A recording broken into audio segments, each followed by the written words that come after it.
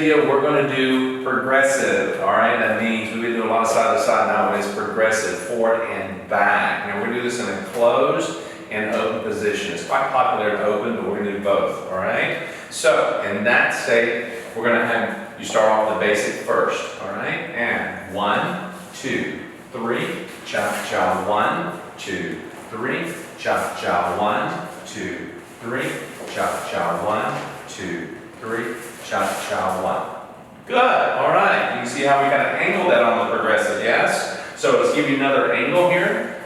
Ready?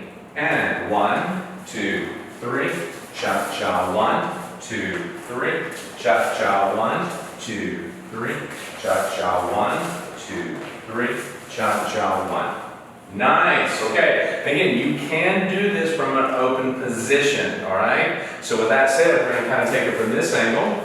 All right. Basic first. 1, 2, 3, cha cha. 1, 2, 3, cha cha. 1, 2, 3, cha cha. 1, 2, 3, cha cha. 1. Good. All right. So you have different angles on this. You can see how it kind of rotates a little bit. Right side leads, left side leads, and so on. So go practice this.